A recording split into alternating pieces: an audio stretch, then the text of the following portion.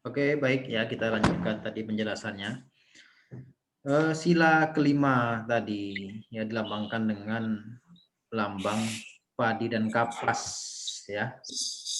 Padi dan kapas itu melambangkan kemanusiaan yang adil dan beradab. Nah, penjelasannya begini ya. Bahwa negara Indonesia ini ya itu diharapkan menjadi sebuah negara yang pemerintahannya dapat berlaku adil terhadap seluruh rakyat yang ada di Indonesia ini tanpa terkecuali. Penegakan hukum adil, kebijakan perekonomian adil, pelayanan yang bersifat administratif kepada masyarakat adil, apapun adil. Itu yang menjadi idenya, cita-citanya. Ya. Apa saja, terutama ya tentu yang sifatnya seperti kebutuhan-kebutuhan pokok bagi masyarakat ya, sandang, pangan, papan ya. Itu kebutuhan pokok, itu setidaknya dapat dipastikan adil lah pendistribusiannya, termasuk juga pelayanan kesehatan ya, lapangan kerja, pendidikan ya, itu harus adil pemerintah dalam melayani masyarakat. Nah, ini dilambangkan dengan padi dan kapas. Apa maksudnya? Coba dilihat. Padi dan kapas. Pertama, padi ini ya, kita dapat melihat dia ini adalah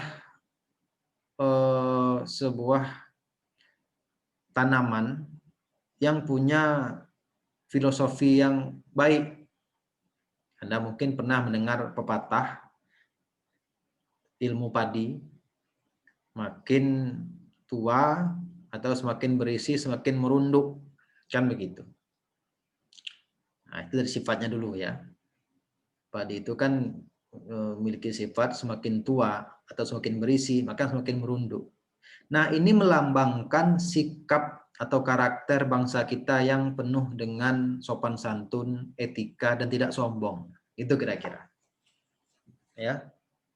Semakin kita berilmu, semakin kita memiliki pengalaman hebat, ya, semakin kita berumur, nah semakinlah kita menunduk, artinya kita rendah hati, ya, tidak menyombongkan diri. Nah, begitu kira-kira. Itu pertama dari segi sifatnya. Lalu padi ini sendiri, ini dapat kita ketahui bahwa adalah makanan pokok bagi bangsa Indonesia. Kan melambangkan ini beras sebenarnya, ya, nasi. Nah, ini kan makanan pokok. Nah, dilambangkan dengan padi. Dalam arti apa? Keadilan sosial itu sekurang-kurangnya kebutuhan pokok masyarakat dapat terpenuhi oleh negara. Nah, gitu. Kan makan kan kebutuhan pokok. Nah, itu filosofinya kenapa padi. Lalu kenapa kapas? Ya, nah masih berkaitan. Pertama dari sifatnya, ya, kapas ini adalah sebuah tanaman ya yang lembut. Nah, kapas itu kan lembut sekali kan. Dia bahan pembuat pakaian juga, ya lembut, ya apa namanya materialnya itu. Nah, ini melambangkan juga adalah sifat atau karakter bangsa Indonesia ini yang lemah lembut, yang sopan santun, yang ramah tamah, gitu, suka tolong menolong, nah begitu. Nah, dan juga di sisi lain kapas ini kan tadi saya katakan bahan pembuat pakaian. Pakaian adalah kebutuhan pokok juga. Nah, artinya itu ya bahwa setidak-tidaknya bahwa negara ini dapat memastikan kebutuhan dasar warga negaranya itu dapat terpenuhi. Ini maksudnya kebutuhan dasar ya, bukan hanya pakaian dan makanan saja, tapi juga kebutuhan dasar itu keseluruhan. Ya, makanan iya, ya, pakaian, tempat tinggal, pendidikan, kesehatan, pekerjaan, itu harus dipastikan oleh pemerintah dapat diberikan dengan adil kepada seluruh rakyat. Nah, begitu ya. Begitu cara kita memaknai Garuda ini. Nah, maka saya katakan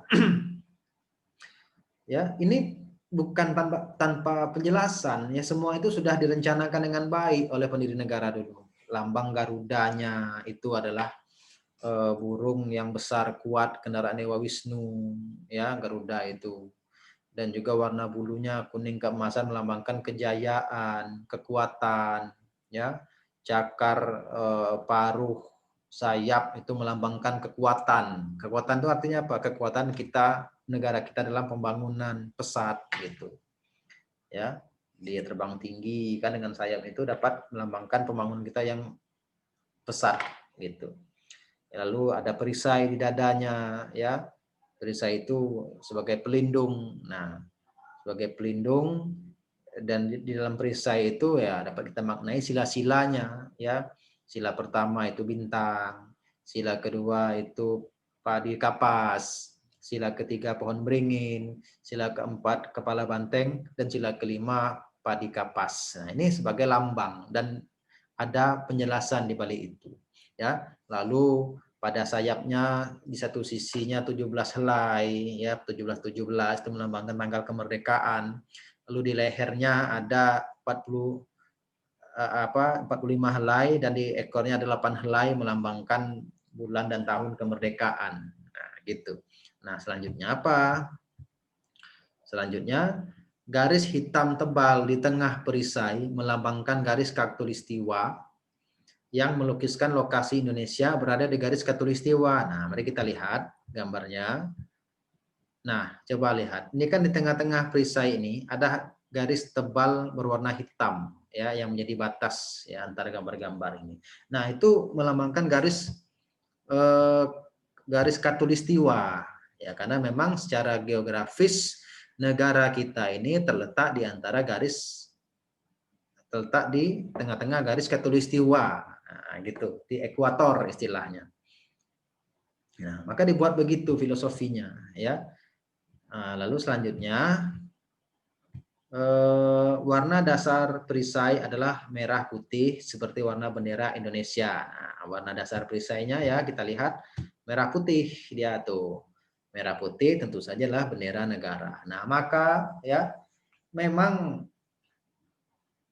Pancasila yang kita kenal itu beserta lambangnya Garuda, ya, dia lengkap itu setelah memang kita merdeka, ya. Kan tanggal 18 Agustus dia ditetapkan ya sebagai lambang dan isinya kelima sila itu. Nah, tanggal 18 hari setelah kita merdeka, maka tahu dari kemerdekaan itu jadikanlah filosofi, masuk tanggal bulan tahun itu kan, ya. Nah, masukkan ke situ. Dan lambang benderanya merah putih. Itu dari mana tahunya itu? Nah, kalau sebelum tanggal 17 Agustus tidak tahu, karena belum tahu kita kapan merdeka. Nah, maka memang lebih tepat sekali dikatakan tanggal 18 Agustus itulah sebagai hari lahirnya Pancasila, ya, sebagai dasar negara, karena sudah lengkap. Isinya sudah Pancasila seperti sekarang, dan lambangnya juga sudah Garuda yang seperti sekarang ini, ya. Nah, oke, kelas ya silakan ya kalau ada pertanyaan ya itu terkait penjelasan saya tadi, mudah-mudahan dapat dipahami. Silakan kalau ada pertanyaan. Mari. Siapa yang ingin bertanya? Rifki, tanya Ki. Ya, Yul Farika bertanya. Kopi Andriani mau bertanya silakan. Atau si Pia Darmawati, Putri Satriadi, Faradila, silakan kalau ingin bertanya. Mungkin dari penjelasan saya tadi ada yang kurang paham, nah, silakan supaya pemahamannya komprehensif ya. Mari silakan. Kalau penjelasannya sudah itu ya, itu sudah saya pikir cukup lengkap lah ya. Kita sudah membedah gambar burung Garuda. Nah, satu lagi tambahan, dia berdiri di atas tenggeran yaitu bertulisan Bhinneka Tunggal Ika, ya tentu ini adalah sebagai acuan bagi kita semua ya sebagai bangsa Indonesia bahwa ya Bhinneka Tunggal Ika itu harus sama-sama kita pegang sebagai acuan bernegara agar negara ini aman, agar negara ini dapat berdiri dengan kokoh, tidak ada perpecahan terjadi.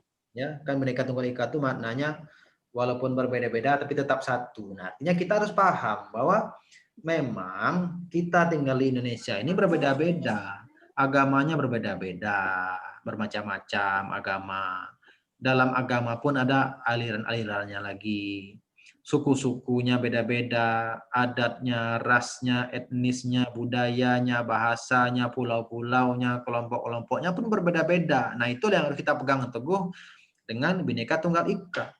Ya, walaupun kita berbeda-beda tadi, ya tapi kita tetap satu dalam satu rumah yang sama, yaitu Indonesia. Nah, begitu ya makna dari Bhinneka Tunggal Ika tadi. Jadi jangan sampai Anda dalam pergaulan sehari-hari mempermasalahkan perbedaan-perbedaan ya, karena beda agama bermusuhan, karena berbeda suku bermusuhan, berbeda warna kulit tidak menjadi teman. Tidak boleh begitu ya, harus rukun walau di tengah-tengah perbedaan, di tengah-tengah pluralisme bagi negara kita.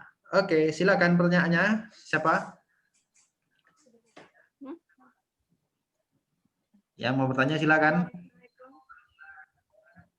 Yang bertanya dapat nilai plus dari saya. Macet Pak, nggak tahu tadi mati lampu. Siapa? Lampu Pak. Ya, lebih baik terlambat datang sudah tidak sama sekali kan. Oke, silakan siapa? Masa diam aja? Pia Darmawati, Poppy, Refki, Yulfaliza, Faradila, Satriadi, silakan. Kalau ya ada yang ingin akan ditanyakan terkait materi kita ini, silakan.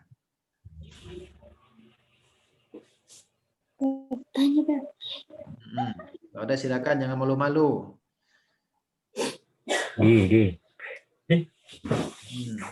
Jangan tunjuk-tunjuk, tunjuk tangan sendiri.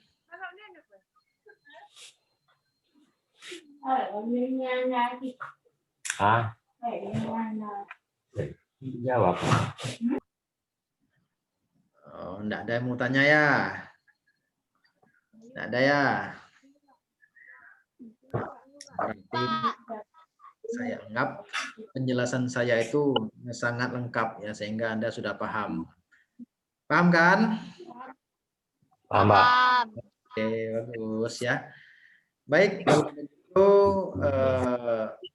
kalau begitu paham ya, kita tutup saja ya perkuliahan kita pada hari ini ya. Mudah-mudahan bisa dipahami apa yang saya jelaskan tadi ya. Kalau memang nanti baru teringat lagi apa yang mau ditanyakan, silakan lanjutkan melalui WA ya. Oke. Ya. Bertanyanya melalui pribadi. Kalau bisa di sini itu yang bagus. Tapi kalau ada pertanyaan lagi melalui grup itu di grup kelasnya aja ya, enggak apa-apa. Biar temannya juga tahu gitu kan. Tapi kalau bisa di sini ya bagus, langsung saya jawab aja kalau di sini kan. Enggak ada. Oke lah ya, kalau tidak ada mungkin untuk perkuliahan kita pada sore hari ini cukup ya. Nanti proses perkuliahan kita ini akan saya kirimkan lagi ke Anda ya dalam bentuk rekaman ya. Nanti biar diulang-ulang ya, didengarkan lagi. Oke ya, gitu aja ya. Ya. Oke ya, kalau begitu saya pamit ya, undur diri. Wassalamualaikum warahmatullahi wabarakatuh. Waalaikumsalam warahmatullahi wabarakatuh.